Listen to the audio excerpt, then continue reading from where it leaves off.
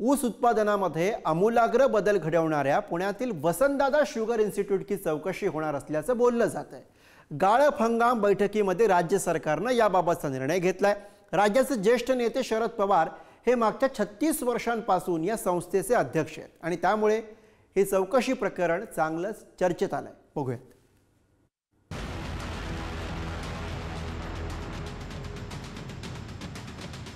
व्यक्तिगत लेवलला राजकारण करण्याचा प्रयत्न हा चाणक्य नीतीच्या माध्यमातून केला जात आहे। आमच्याकडे तक्रार आली गंभीर असेल तर आम्ही करूही, पण अशी कुठली तक्रारही आलेली नाही, त्याच्यामुळे चौकशी करण्याचा प्रश्नच उठत नाही। मुख्यमंत्र्यांनी चांगला निर्णय घेतलेला आहे, मी त्याचं स्वागत करतो। वर्गणी देणाऱ्याला माझ्या वर्गणीचं काय झालं याचा हिशेब विचारण्याचा निश्चितच अधिकार आहे।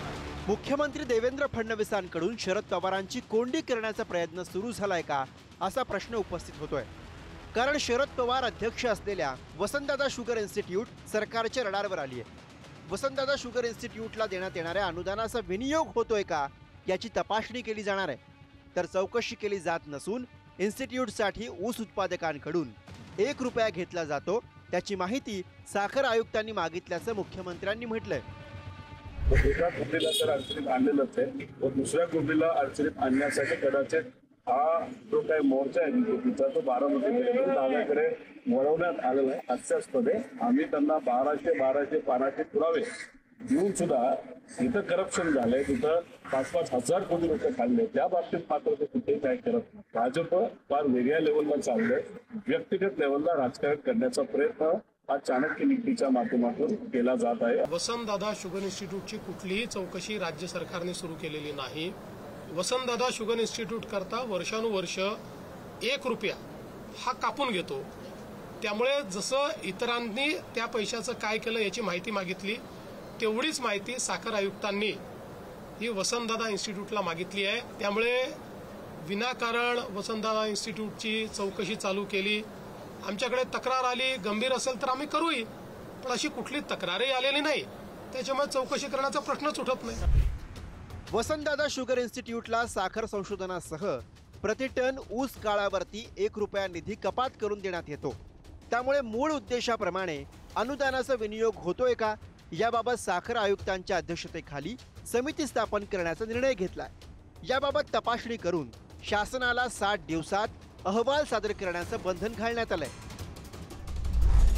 राज्यातील सर्व सहकारी खासगी साखर कारखाने वसंतदादा शुगर इन्स्टिट्यूटचे सदस्य आहेत। राज्यामध्ये जितके ऊसाचे गाळप होते त्या प्रत्येक टनामागे 1 रुपया बाजूला काढला जातो आणि तो अनुदान स्वरूपात या संस्थेला दिला जातो। तसंच साखर संशोधनासाठी 2009-10 या वर्षापासून अनुदान उपलब्ध करून देण्यात येतं। साखर आयुक्तालयातील सूत्रांच्या प्राप्त माहितीनुसार VSIला दरवर्षी जवळपास 5 कोटी रुपयांहून अधिक निधी यामधून दिला जातो। ऊसाच्या नवनवीन जातींचं संशोधन आणि उपपदार्थांची निर्मिती, सल्ला, कृत्रिम बुद्धिमत्ता वापरावर तसंच येणाऱ्या अडचणींवर मात करण्यासाठी VSIचं काम चालतं। मुख्यमंत्र्यांनी चांगला निर्णय घेतलेला आहे, मी त्याचं स्वागत करतो। वसंतदादा शुगर इन्स्टिट्यूट हा एक ट्रस्ट आहे, हा एक न्यास आहे आणि या न्यासाला महाराष्ट्रातले ऊस उत्पादक शेतकरी वर्षाला टनाला 1 रुपये वर्गणी देतात। वर्गणी देणाऱ्याला माझ्या वर्गणीचं काय झालं याचा हिशेब विचारण्याचा निश्चितच अधिकार आहे आणि त्यामुळं त्याची चौकशी झाली तर मनात पाप नसेल, काही चोऱ्या केल्या नसतील तर त्या चौकशीला कोणी विरोध करायचं कारणच नाही। हा जो काही एकूणच अहंकारपणा आहे, जो काही उद्दामपणा आहे, तो निश्चित महाराष्ट्राची जनता त्याची नोंद ठेवत आहे। आज त्यांनी ज्या पद्धतीने वसंतदादा शुगर इन्स्टिट्यूटच्या चौकशीची एकूणच नका समिती निर्माण केलेली आहे ती निश्चित नका या ठिकाणी हास्यास्पद आहे। पवार साहेबांना वयाच्या 85 वर्षावर तुम्ही ज्या पद्धतीने त्रास देत आहे, जी संस्था एकूण राज्यात देशात विश्वामध्ये या ठिकाणी उल्लेखनीय कामकाज करते, त्याला कुठेतरी डाग लावण्याचं काम त्या संस्थेच्या नका या ठिकाणी मध्ये कुठेतरी अडचणी निर्माण करण्याचं महापाप जे देवेंद्र फडणवीस करतात, हे महाराष्ट्राचा काळा इतिहास निश्चित लिहिला जाईल असं मला या ठिकाणी निश्चित वाटतं। साखर कारखान्यांकडून कोट्यवधी रुपयांचं अनुदान मिळवणारी वसंतदादा शुगर इन्स्टिट्यूट शेतकऱ्यांसाठी उपयोगी पडते का? तिथे ऊस उत्पादक शेतकऱ्यांना उपयोगी ठरणारं संशोधन होतं का? सरकारकडनं मिळणारं अनुदान वसंतदादा शुगर इन्स्टिट्यूट योग्य पद्धतीनं वापरते का? अशा बऱ्याच शंका कित्येक वर्ष शेतकरी आणि शेतकरी संघटनांकडनं उपस्थित केल्या जातात। त्या पद्धतीचं काम तिथे चाललेलं आहे, एक आदर्श काम चाललंय असं माझं मत आहे। असं असताना चौकशी होत असेल, चौकशीला सामोरं जातील. मला वाटत नाही काही तिथे चौकशीचं काही कारण आहे. राजकारण सुद्धा करण्याची आवश्यकता, कारण तिथं तर सर्व आम्ही एकत्र बसतो. तिथं माननीय पवार साहेबांच्या अध्यक्षतेखाली जेव्हा बैठक होते त्यावेळेस सर्व पक्षीय आम्ही एकत्र असतो. एकत्र विचार त्या शेतकऱ्याचा, ऊस उत्पादक शेतकऱ्याचा केला जातो, कामगारांचा केला जातो. सर्व दृष्टीनं व्यापक अशा पद्धतीनं विचार विनिमय करून धोरण ठरवलं जात आहे. चौकशीला काय घाबरायचं आहे? चौकशीत काही निघालं नाही तर संपला. त्यामुळं चौकशी लावण्याच्या नावावर आरडाओरडा करणे. तुम्ही खूप चौकशा लावल्या तुमच्या काळामध्ये, म्हणजे आमच्याकडे पाळाच वाचता एवढ्या चौकशा लावल्या. आम्ही घाबरलो का?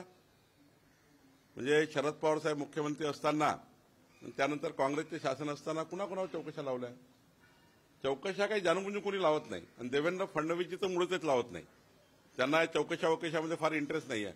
तक्रार आली आहे, तक्रार सिरियस दिसतं तेव्हा त्या ठिकाणी चौकशा लागतात. समोर तथ्य येईल चौकशीच्या अंती.